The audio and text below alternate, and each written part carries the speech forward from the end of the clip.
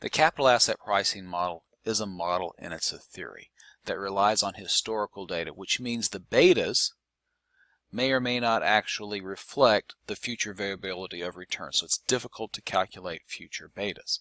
Because of this, the required returns that are specified by the capital asset pricing model, we should use them as approximations. Also, the capital asset pricing models assume that markets are efficient and that market participants are rational and risk adverse. Although the perfect world of perfectly efficient markets is unrealistic, studies have provided some support for the capital asset pricing model. So let's do some concept checks. You have developed the following data on 3 stocks. Stock A has a standard deviation of 0.15, beta of 0.79.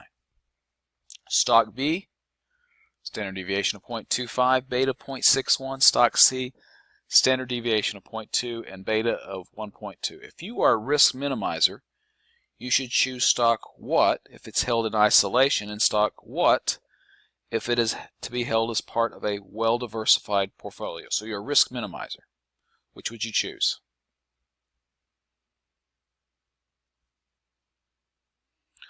If you hold a stock in isolation, that means you're holding a stock on a standalone basis. You're just interested in the riskiness of that particular stock.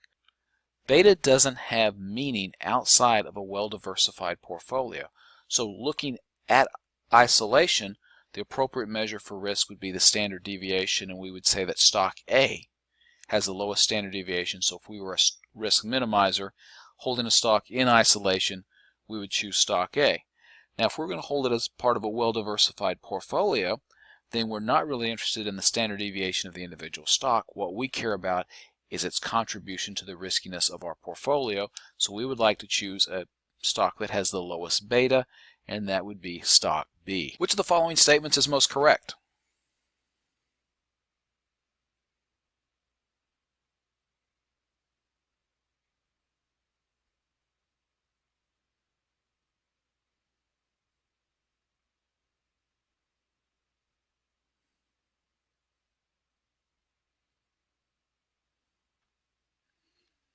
Well, several of these sound almost right. So let's look at A. Risk refers to the chance that some unfavorable event will occur, and a probability distribution is completely described by a listing of the likelihood of unfavorable events. Well, it was looking pretty good until it said by a listing of the likelihood of unfavorable events. It should actually be by a listing of the likelihood of all events. So A is false. What about B?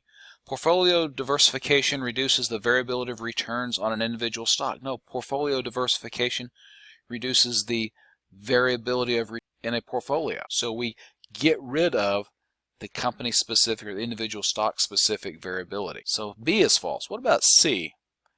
When company-specific risk has been diversified, the inherent risk that remains is market risk, which is constant for all securities in the market. No, some stocks have lots of market risk, betas above 1, and some stocks have market risk below average, which should be a beta less than 1. So C is false.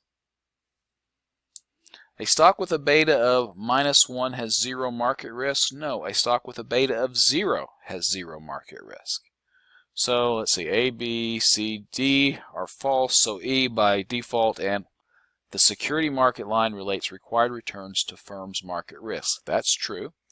The slope and intercept of this line cannot be controlled by the financial manager. That is true as well.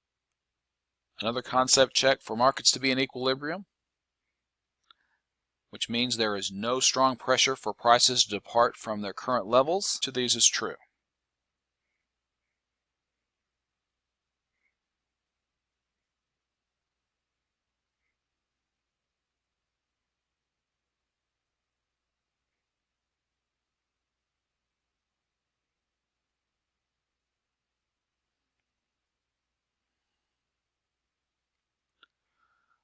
Let's look at A. The expected rate of return must be equal to the required rate of return.